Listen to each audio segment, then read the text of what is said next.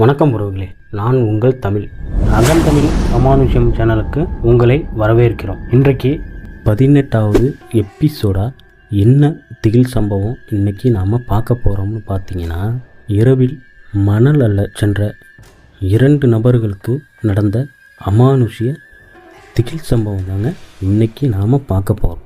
இந்த சம்பவம் விறுவிறுப்பாகவும் திகிலாகவும் இருக்க போதுங்க. வீடியோவை கடைசி வரைக்கும் பாருங்கள். நாம் வீடியோவுக்கு போகிறதுக்கு முன்னாடி நம்முடைய சேனலை இன்னும் சப்ஸ்கிரைப் பண்ணலைன்னா சப்ஸ்கிரைப் பண்ணிக்கோங்க. பெல் பட்டனை அழுத்தி ஆள் கொடுங்க. அப்போ தான் நான் போடக்கூடிய வீடியோ நோட்டிஃபிகேஷனாக உங்களுக்கு வரும்.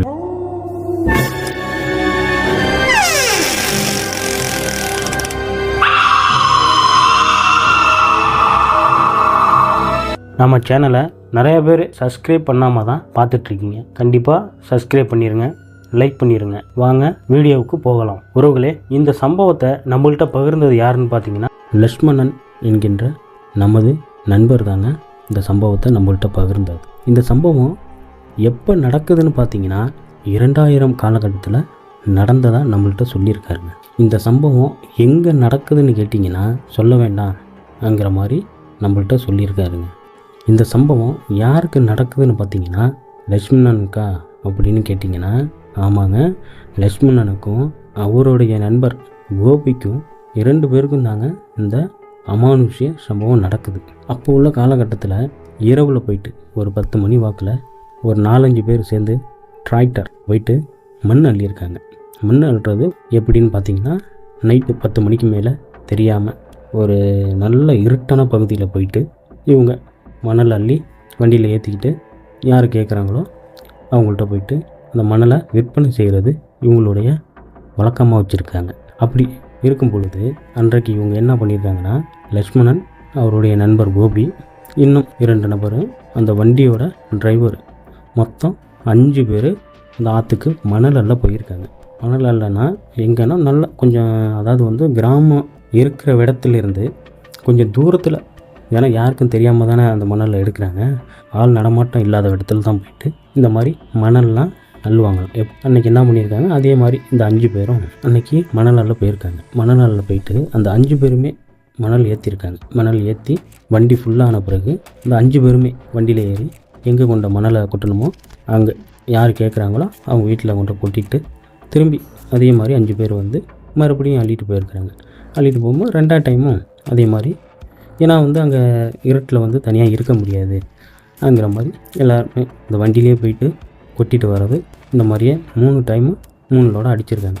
4ஆவது ட்ரிப்புக்கு என்ன பண்ணியிருக்காங்க, 5 பேருமே மணல் ஃபுல் பண்ணுறாங்க. ஃபுல் பண்ணிவிட்டு அந்த 2 நபர் யாருன்னு பார்த்தீங்கன்னா லக்ஷ்மணனும் கோபியும் என்ன பண்ணுறாங்க, நீங்கள் 3 பேர் வண்டி போங்க, எங்களுக்கு கொஞ்சம் டயர்டாக இருக்குது, நாங்கள் இங்கேயே படுத்துருக்கோம், கொஞ்சம் டயர்டாக இருக்குது, நாங்களும் கொஞ்சம் நேரம் தூங்குகிறோம், அதுக்குள்ளே நீங்கள் போயிட்டு கொட்டிட்டு, ஏன்னா அங்கே இவங்க போயிட்டு கொட்டிட்டு ரிட்டன் வர்றதுக்கு 1 ஹவர் ஆகுதுங்க. அதனால் சரி நாங்கள் ஒரு அரை மணி நேரம் தூங்குகிறோம், எங்களை எழுப்பி விடுங்கிற மாதிரி சொன்னதுமே அவங்க 3 பேருமே சொல்லிடுவாங்க, வேணாண்டா, இது கொஞ்சம் மோசமான இடம், நீங்கள் 2 பேருமே தனியாலாம் இருக்க வேண்டாம், கூடயே வாங்க, ஏன்னா வண்டியில் அந்த மணல்லே படுத்துக்கிட்டு போகலாம்ங்கிற மாதிரி அந்த 2 பேரும் ப்ளஸ் டிரைவரும் சொல்லியிருக்காங்க. இவங்க கேட்கல, வேண்டாம், நாங்கள் இங்கே நல்லா ஜில்லுன்னு நல்லா காற்று வருது, நல்லா கூலிங்காகவும் இருக்குது, நாங்கள் இங்கே செத்த நேரம் படுத்துருக்கோம் சொன்னதுமே சரி பார்த்து பத்திரமா இருங்க சொல்லிட்டு அவங்க 3 பேரும் அந்த வண்டியை எடுத்துகிட்டு போயிட்டாங்க.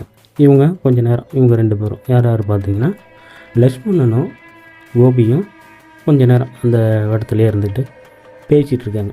பேசிட்டு வண்டி வர்றதுக்குள்ளே கொஞ்சம் நேரம் படுக்கலாம்ங்கிற மாதிரி படுத்துருக்குறாங்க. படுத்திருக்கும் பொழுது நல்லா காற்று பார்த்திங்கன்னா நல்லா கூலிங்காக நல்லா ஜில்லு நல்லா காற்று பயங்கரமாக வந்துட்டுருக்கு, நல்லா அடிக்குது. இவங்களுக்கு கண்ணெல்லாம் பயங்கரமாக சொக்குது, நல்லா தூக்கம் வருது. அப்போ பார்த்தீங்கன்னா இந்த இரவில் இந்த ஒரு பூச்சி சவுண்டெலாம் கேட்கும். அந்த மாதிரி பூச்சி சவுண்டு கூட கேட்கல, நல்ல ஒரு அமைதியாக இருக்குது. அந்த காற்று ஒண்டியும் நல்லா அப்படியே நல்லா ஜில்லுன்னு காற்றடிக்குது.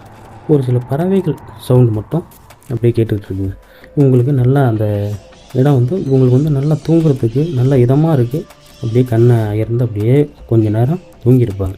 தூங்கிட்டு இருக்கும் பொழுது அந்த லக்ஷ்மணன் பக்கத்தில் பார்த்தீங்கன்னா யாரோ ஒரு ஆள் திடுதிடுன்னு ஓடுற மாதிரி சவுண்டு கேட்டிருக்கு.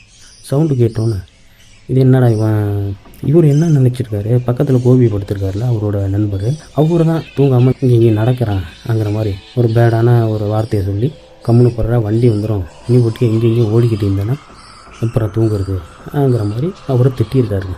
அதாவது வந்து கண்ணை முழிச்சு பார்க்கல, கண்ணை மூடிக்கிட்டே திட்டியிருக்காருங்க. திட்டிட்டு மறுபடியும் அப்புறம் அமைதியாகி படுத்து தூங்கிட்டுருக்காரு. தூங்கிட்டு இருக்கும் பொழுது மறுபடியும் அதே மாதிரி சவுண்டு மறுபடியும் அதே மாதிரி திட்டு இந்த சைடு ஓடுற மாதிரி இருந்திருக்கு.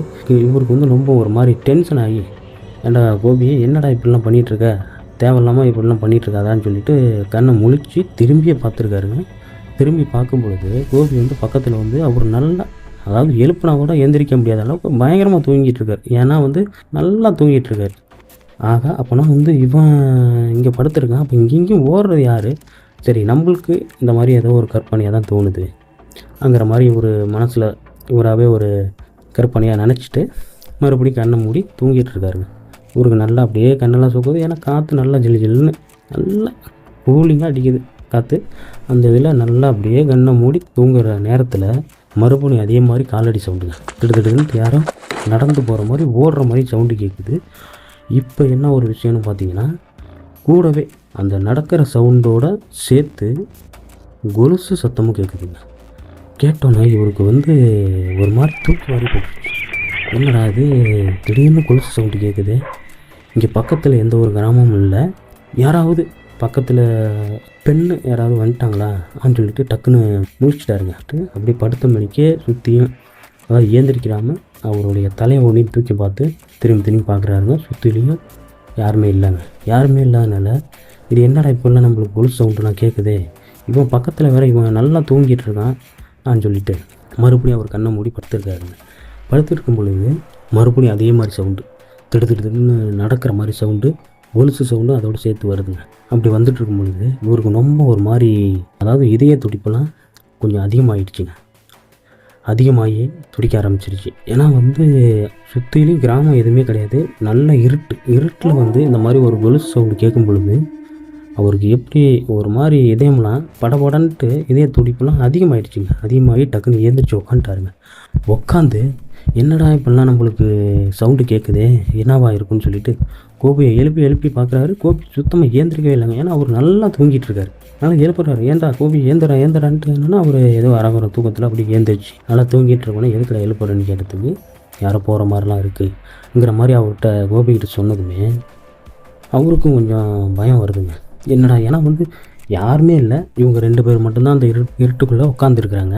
அப்போ வந்து யாரோ போகிற மாதிரி இருக்குது, திடீர்னு குளிச்சு சவுண்டெலாம் கேட்குதுங்கிற மாதிரின்னு சொன்னோன்னே அவருக்கும் ரொம்ப ஒரு மாதிரி பயமாகிடுச்சு. 2 பேருக்குமே இதய துடிப்பு அதிகமாகுது. என்னடா பண்ணுறதுன்னு சொல்லிட்டு 2 பேருமே குறுன்ட்டு வயிற்றில் உட்காந்துட்டு இருக்கும் பொழுது தூரத்தில் பார்த்தீங்கன்னா ஒரு உருவம் ஒன்று கிராஸ் பண்ணி போகுது. அந்த உருவம் என்ன உருவம்னு பார்த்தீங்கன்னா ஒரு பெண்ணோட உருவம். நல்லா அந்த முடியெல்லாம் விரித்து போட்டுட்டு அந்த உருவம், ஆனால் முகம்லாம் தெரியல, அந்த உருவம் மட்டும் நல்லா ஒரு கிராஸ் பண்ணி அப்படியே உங்களுக்கு நேராக போயிட்டே இருக்கும் பொழுது ஒரு மரம் இருக்குது. அந்த மரத்துக்கிட்ட போனோன்னே அங்கேயே நிற்கிது. அங்கேயே நின்னோன்னே இவங்க 2 பேருமே நல்லா பார்த்துட்டு இருக்கும் பொழுது அந்த பெண்ணு வந்து பார்த்திங்கன்னா இவங்கள பார்க்குதுங்க. அதாவது வந்து இவங்களுக்கு அப்படி தெரியுது. அந்த பெண் வந்து டக்குன்னு திரும்பி இவங்கள 2 பேரையும் பார்த்துட்டு இவங்கள நோக்கி அப்படியே நடந்து வந்துட்டு இருக்கணும்னு இவங்களுக்கு ரொம்ப ஹார்ட் பீட் வந்து அதிகமானோன்னே என்னடா பண்ணுறதுன்ட்டு 2 பேர் பேசிகிட்டு இருக்காங்க. ஏன்னா சத்தம் போட்டு பேசினா நம்ம பக்கம் வந்துடுமேன்னு சொல்லிட்டு 2 பேருமே பேசிகிட்டு இருக்கும் பொழுது ஒரு குறிப்பிட்ட தூரம் வந்தோடனே 2 பேருமே கண்ணை மூடிக்கிட்டாங்க. அவனை கோபியை வந்து திட்ட ஆரம்பிச்சிட்டாரு. ஏன்டா அவங்க தான் நம்ம கூட வந்தாலும் தான் சொன்னானுங்களே, இது மாதிரிலாம் இங்கே இருக்காத, மோசமான இடம், நம்ம அவங்க கூட போயிருக்கலாம் வாடான்னு சொல்லிட்டு அப்படியே அந்த ஒரு மாதிரி சைலண்டான பேச்சிலேயே பயங்கரமாக திட்டிகிட்டு இருக்காருங்க. திட்டிகிட்டு இருக்கும் பொழுது பார்த்திங்கன்னா 2 பேரும் கண்ணை மூடிக்கிட்டு அப்படியே உட்காந்துருக்கும் பொழுது மறுபடியும் அப்படியே கண்ணை லைட்டாக திறந்து பார்க்குறாங்க. அந்த பெண்ணோட உருவம் அப்படியே வரும்பொழுது வந்தோன்னே ஒரு குறிப்பிட்ட தூரத்தில் வந்தோன்னே டக்குன்னு மறைஞ்சு போனோன்னே இவங்களுக்கு அப்படியே அமைதி ஆகுறாங்க. நல்ல அமைதி. அந்த ஒரு சில அந்த குருவிகள் கத்திக்கிட்டு இருக்கிற சவுண்டு மட்டும்தான் கேட்குறது ஒழிஞ்சு எந்த ஒரு சவுண்டுமே இல்லை. நல்ல ஒரு மாதிரி ஜில்லுக்கு ஒரு மாதிரி காற்றடிச்சோம்னா இவங்க அப்படியே அமைதியாக உட்காந்துருக்காங்க. அமைதியாக உட்காந்துட்டு இருக்கும் பொழுது அங்கே ஒரு சம்பவம் நடக்குதுங்க. லக்ஷ்மணனுக்கு இதே துடிப்பு நிற்கிற அளவுக்கு ஒரு சம்பவம் அங்கே நடக்குதுங்க. என்ன சம்பவம்னு பார்த்தீங்கன்னா, பக்கத்தில் இருந்த கோபி திடீர்னு சிரிக்க ஆரம்பிச்சிட்டாருங்க. பயங்கரமாக சிரிக்க ஆரம்பிச்சிட்டாரு. ஏன்னா நம்ம ரெண்டு பேரும் உட்காந்துருக்கும் பொழுது ஒரு உருவத்தை பார்த்து பயந்துட்டு உட்காந்துட்ருக்கும் பொழுது அந்த உருவம் டக்குன்னு மறைஞ்சிட்டு ரெண்டு பேருமே பயத்தில் உட்காந்துட்ருக்கும் பொழுது அந்த கோபி அவருடைய நண்பர் வந்து திடீர்னு சிரித்தோன்னே இவருக்கு இதே துடிப்பு நின்று போச்சு நம்மளுக்குங்கிற மாதிரி அந்த அளவுக்கு அவருக்கு ஒரு மாதிரி பயத்தில் வந்து ஒரு பயத்தோட உச்சத்துக்கே போயிருக்காருங்க. உச்சத்துக்கு போனோன்னே, ஏன்டா கோபி என்னடா இப்படிலாம் சிரிக்கிற, என்னடாச்சுன்னு கேட்குறேன். எந்த ஒரு பதிலும் சொல்லுங்க. அந்த மரத்தை பார்த்து சிரிக்கிறாருங்க பயங்கரமாக. அதாவது வந்து ஒரு மனநல பாதிக்கப்பட்டவர் வந்து என்னென்ன பண்ணுவாங்களோ அந்த மாதிரி பண்ணிக்கிட்டு பயங்கரமாக சிரிக்கிறாருங்க. சிரிச்சுக்கிட்டு ஒரு லக்ஷ்மணனுக்கு என்ன பண்ணுறதுன்னு தெரியாமையே இவருக்கு மேலும் அதிகமாக பயமாக இருக்குது. என்னடா பண்ணுறதுன்னு நினச்சிக்கிட்டு, என்னடா கோபி இப்படிலாம் பண்ணிகிட்ருக்க, எனக்கு பயமாக இருக்கடா, இப்படிலாம் பண்ணாதரான்னு சொல்லிட்டு அவர்கிட்ட அந்த உடம்பு குளிக்க இது பண்ணும்போது வந்து அவர் எந்த ஒரு பதிலும் சொல்லாமல் சிரிச்சுக்கிட்டே தாங்க இருக்கார். சிரிச்சுக்கிட்டே இருந்துட்டு டக்குன்னு அமைதியாகிட்டார். அமைதியானோன்னே எந்த ஒரு சத்தமும் இல்லைங்க, நல்லா அமைதியாக இருக்குது. அமைதியானோன்னே ஏந்திரிக்கிறாருங்க. யார்? கோபி பார்த்தீங்கன்னா டக்குன்னு ஏந்திரிக்கிறாரு. ஏந்திரிச்சுக்கிட்டு அந்த நேராக அந்த உருவம் இங்கேருந்து வந்துச்சுங்களே, அந்த உருவம் வந்த திசையை நோக்கி கோபி நடந்து போயிட்டுருக்காருங்க. நடந்து போயிட்டுருக்கும் பொழுது இவரும் பின்னாடியே போயிட்டு, என்னடா கோபி எங்கடா போகிறான்ட்டு ஒரு கையை பிடிச்சி இழுக்கிறாரு. பயங்கரமாக சிரிக்கிறாரு. அவங்களுக்கு இது பண்ண மாட்டுறாரு. ஒரு மாதிரி கையை உதறி விட்டுட்டு போயிட்டோம்னா இவருக்கு ரொம்ப பயம். யாருக்கு? லக்ஷ்மணனுக்கு வந்து ரொம்ப ஒரு மாதிரி பயமாயிடுச்சு. தூரத்தில் பார்த்தீங்கன்னா அவங்க மணல் ஏற்றுற அந்த டிராக்டர் வந்துட்டுருக்குங்க. ஆக நம்ம ஆளுங்கெல்லாம் வந்துட்டாங்கன்னு சொல்லிட்டு லக்ஷ்மணன் என்ன பண்ணிட்டார், அவர் அங்கேயே விட்டுட்டு ஓடி இருக்காருங்க. ஏன்னா அவர் பார்த்தா ரொம்ப பயமாக இருக்குது. ஒரு மாதிரி முகம்லாம் நான் ஒரு மாதிரி வச்சுக்கிட்டு பயங்கரமாக சிரிக்கிறதுனால இவருக்கு பயமாகிடுச்சு. சரி அவங்கள போயிட்டு நம்ம சீக்கிரம்னாச்சும் அழைச்சிட்டு வரோன்னு சொல்லிட்டு ஓடுறாருங்க. ஓடி போயிட்டு அங்கே என்னன்னா அவங்க 3 பேருமே கேட்குறாங்க. டிரைவர், அந்த கூட வந்த 2 நண்பர்களும் கேட்குறாங்க, என்ன ஆச்சு, என்னடா இப்படி ஒடியாடுற, என்ன ஆச்சு, ஏன் நீ ஒண்டியமாக ஒடியார, அவன் எங்கடா கோபி எங்கடான்னு கேட்குறாங்க. நடந்ததை சொல்லியிருக்காருங்க. நடந்ததை சொன்னோன்னே உருவம் வந்த திசையை நோக்கி இப்படியே போயிட்டே இருக்காங்க. வாங்கன்னு சொன்னால் இவரும் வண்டியை கொஞ்சம் நல்லா ஃபீடாக ஓட்டிகிட்டு வந்து அவங்க உட்காந்து இடத்துல வந்து பார்க்குறாங்க. அவர் கோபியை காணுன்னா அந்த 3 பேருமே டிரைவரோட சேர்த்து 3 பேருமே திட்டுறாங்க. ஏன்டா இது வந்து மோசமான இடம்னு சொன்னேன், கூடவே வந்திருக்க வேண்டியதானே, கோபியை போயிட்டு எங்கடா போயிட்டு நம்ம போய் தேடுறது அப்படின்னு சொல்லிட்டு அவங்க கையில் இந்த கை லைட்டை வச்சுருக்காங்க. கை லைட்டை வச்சுக்கிட்டு அப்படியே எல்லாம் தேடிட்டு போகிறாங்க. லட்சுமணன்டே கேட்குறாங்க, எந்த பக்கம் நடந்து போனான்னு கேட்டோன்னா அந்த பக்கம்தான் கோபி போனேன் அப்படின்னு சொன்னோன்னா 4 பேருமே அந்த டார்ச் கை லைட்டை வச்சுக்கிட்டு அப்படியே அந்த திசையை நோக்கி லைட் அடிச்சுட்டு கோபின்ட்டு கூப்பிட்டுக்கிட்டு போயிட்டே இருக்கிறாங்க. கோபின்னு கூப்பிட்டுக்கிட்டு போயிட்டுருக்கும்பொழுது ஆற்றை விட்டு அந்த கரைன்னு சொல்லுவாங்க, ஆற்றுக்கரையை ஏறி மேலே போய் பார்த்தோம்னா அங்கே பார்த்தீங்கன்னா அங்கே ஒரு நல்ல ஒரு பெரிய மரம் ஒன்று இருந்துருக்குங்க. அந்த மரத்துக்கிட்டே நின்றுக்கிட்டு அதை பார்த்து சிரிச்சிட்டு இருக்காருங்க. மரத்தை பார்த்துக்கிட்டே நின்றுக்கிட்டு இருந்திருக்கு. இவங்க 4 பேருமே போய், ஏன்டா கோபி இங்கே வந்து எதுக்குடா நிற்கிற, வாடான்னொன்னே அந்த மரத்தை பார்த்து பயங்கரமாக அழுக ஆரம்பிச்சிருக்காரு. அதனால இவங்களுக்கு ஒன்றுமே புரியல. என்னடா ஆச்சு, ஏன்டா இப்படிலாம் பண்ணிகிட்ருக்கீங்க, எனக்கு லோடை ஏற்றிட்டு நம்ம எல்லாருமே போயிட்டு கொட்டிட்டு வந்தால் எந்த ஒரு பிரச்சனையும் இல்லாமல் இருக்க மாட்டேன், ஏன்டா இப்படி பண்ணிகிட்ருக்கீங்கன்னு சொல்லிட்டு, வாடா கோபி வா வீட்டுக்கு போகணும்னு கூப்பிட்றாங்க. போக மாட்டுறாரு, அழுகிறாரு பயங்கரமாக. அந்த மரத்தை பார்த்து அழுதுகிட்டு இருந்தோன்னே இவங்களுக்கு என்ன பண்ணுறதுன்னு தெரியாமல் சரி வாடான்ட்டு மல்லு கட்டுறாங்க. அவங்க 4 பேராலையுமே கோபியை வந்து முள்ளு கட்டி கொண்டு வர முடியல. அவர் டக்குன்னு ஒரு வார்த்தை சொல்கிறாருங்க. யார்? கோபி வந்து பார்த்திங்கன்னா ஒரு வார்த்தை சொல்கிறாரு, என்னுடைய காதலனை பார்க்கணும். இவங்களுக்கு எல்லாமே ஒன்றும் புரியல. என்னடா திடீர்னு இவன் வந்து காதலனை பார்க்கணும் அங்கிற மாதிரி சொல்கிறானே, என்னடா ஆச்சு இவனுக்கு என்னன்னா மறுபடியும் கேட்குறாங்க, என்னடா சொல்கிற, வாடா வீட்டுக்கு போகணும்.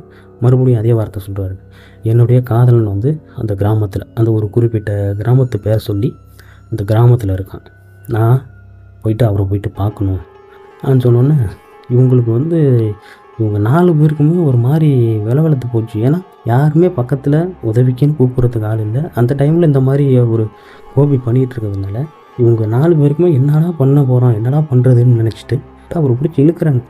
மல்லு கட்டி இழுக்க முடியல. காதலை நான் பார்த்துட்டு தான் வருவேன்ங்கிற மாதிரி அதே வார்த்தையை தான் சொல்லிகிட்டு இருக்காரு. அப்புறம் பார்த்தோம்னா சிரிக்கிறாரு. நேரத்தில் பார்த்தோன்னா அழுக ஆரம்பிக்கிறாரு. இந்த மாதிரியே பண்ணியிருந்தோன்னா எப்படி, சரி வா பார்க்க போகலான்னு சொல்லிட்டு எப்படியே மல்லு கட்டி கிராமத்துக்குள்ளே போயிட்டாங்க. கிராமத்துக்குள்ளே போகும்போது விடிய காலையில் ஆகுதுங்க. விடிய காலையில் நம்ம வீட்டுக்கு இப்போ போனோம்னா வீட்டில் உள்ளவங்க பயந்துருவாங்க.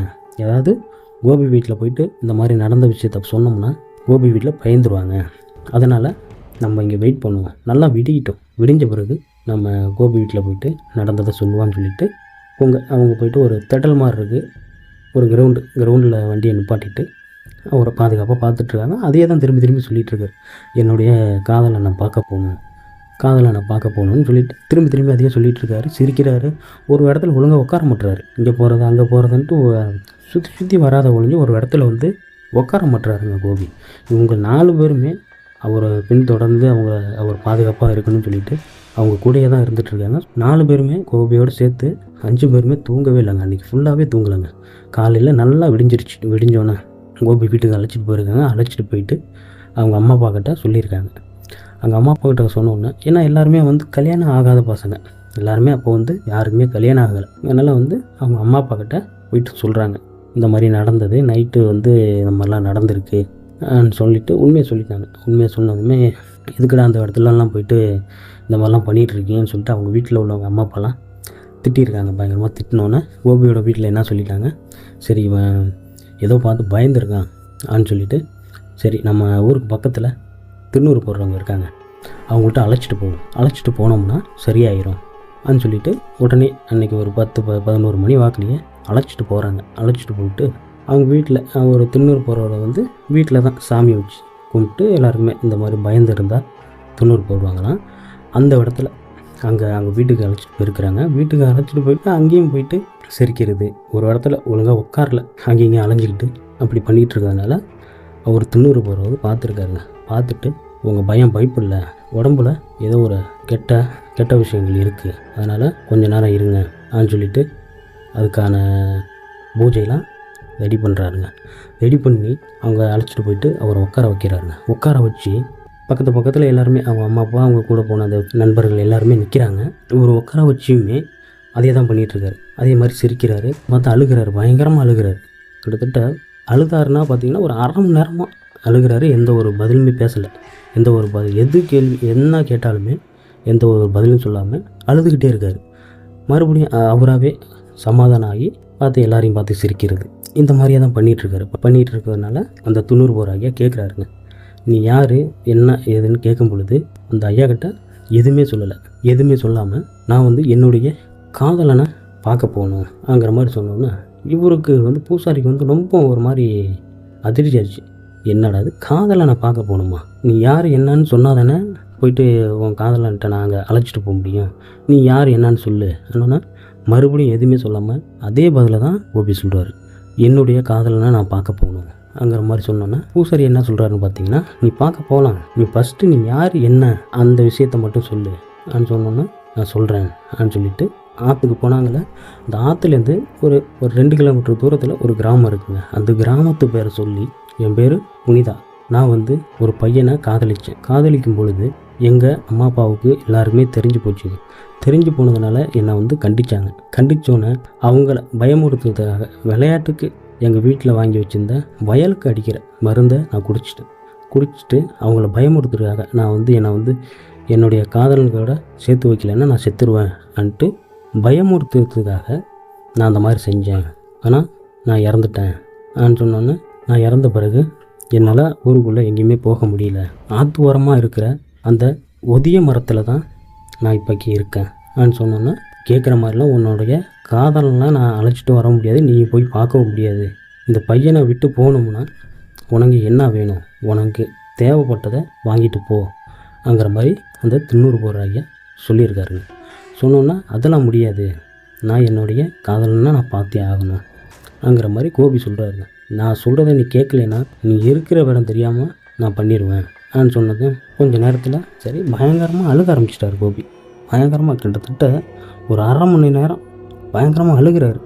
அழுது முடிச்சுட்டு அவராகவே சமாதானமாகி, சரிங்க நான் அந்த பையன் உடம்புலேருந்து நான் போயிடுறேன், நான் கேட்குறத எனக்கு கொடுங்க, சரி உனக்கு என்ன வேணும் வாங்கிட்டு இந்த பையனை விட்டுட்டு போன்னு சொன்னோன்னா, அந்த கோபி உடம்புல இருக்கிற அந்த பெண்ணோட ஆத்மா என்ன கேட்குதுன்னு பார்த்தீங்கன்னா, எனக்கு வந்து தாவணி பாவாடை எனக்கு ரொம்ப பிடிக்கும், தாவணி பாவாடை வேணும், கண்ணாடி வளையல் எனக்கு ரொம்ப பிடிக்கும், கண்ணாடி வளையல் வேணும், பூவு எனக்கு ரொம்ப பிடிக்கும், பூ வேணும் அப்படி சொன்னதுமே அந்த திருநூறு போடுற ஐயா, சரி நாங்கள் வாங்கி தர்றோம், இங்கேயே வாங்கிக்கிறியா இல்லை என்ன பண்ணணும்ங்கிற மாதிரி கேட்டேன்னா, நான் எனக்கு இங்கே வேண்டாம், நான் இருக்கிற இடம் அந்த ஒதிய மரம், அந்த மரத்துக்கிட்ட வந்து அந்த மரத்தில் வந்து வச்சுட்டு போயிடுவேன் நான் சொன்னோன்னா சரின்ட்டு இவங்க, ஏன்னா வந்து கொஞ்சம் பொழுது சாயிற டைம், இவங்க அந்த பூஜையெல்லாம் பண்ணும் பொழுது சாயிற டைமுங்கனால ஒரு ஆளை விட்டு கடையில் போய்ட்டு அந்த கேட்ட பொருளெல்லாம் வாங்கிட்டு வந்து இவரையும் அழைச்சிட்டு போகிறாருங்க. எங்கே அந்த ஆற்றுக்கரை ஓரத்துக்கு எல்லாருமே அந்த 90 போடுறவங்க வீட்டில் உள்ளவங்க கோபி எல்லாருமே அந்த ஆற்றுக்கரைக்கு போகிறாங்க. ஆற்றுக்கரைக்கு போயிட்டு மரம் இருக்கிற இடத்துக்கிட்ட போயிட்டு கோபியை உட்கார வச்சுருக்காரு. கோபியை உட்கார வச்சு ஒரு சில மந்திரங்கள்லாம் 90 போடுற ஐயா சொல்கிறாருங்க.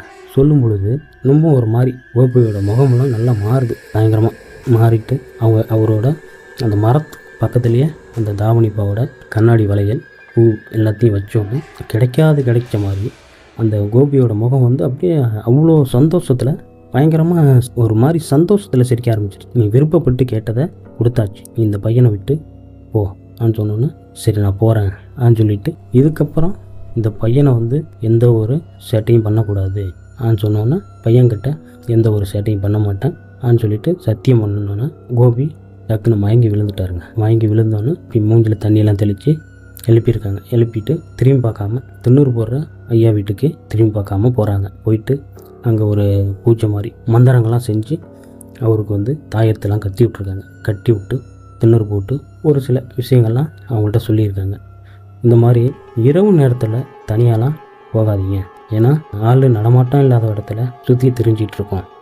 நீங்கள் போயிட்டு அந்த சுற்றி திரிகிற நேரத்தில் நீங்கள் போய் மாட்டினீங்கன்னா உங்கள் மேலே இந்த மாதிரி தான் சோர்ந்து அதோட ஆசையை வந்து தீர்த்துக்க பார்ப்போம். அதனால் தனியாலாம் போய் எங்கேயும் போய் மாட்டிக்கிட்டு கிடக்காதீங்க அப்படின்னு சொல்லி அவங்க கூட போனோம். எல்லாருக்குமே 90 பூசி விட்டு எல்லாருக்குமே கயிறு கட்டி நல்லபடியாக போயிட்டு வாங்க. மறுபடியும் பையனை வந்து கோபியை அந்த இடத்துக்கு போக வேணாம், ஏன்னா அது சொல்லியிருக்கு, இன்னும் கோபிகிட்ட சேட்டை கொடுக்க மாட்டேன்னு சொல்லியிருக்கு, இருந்தாலும் அங்கே போக வேண்டாம் அப்படின்னு சொல்லிட்டு எல்லாரையுமே அனுப்பிவிட்ருக்காங்க.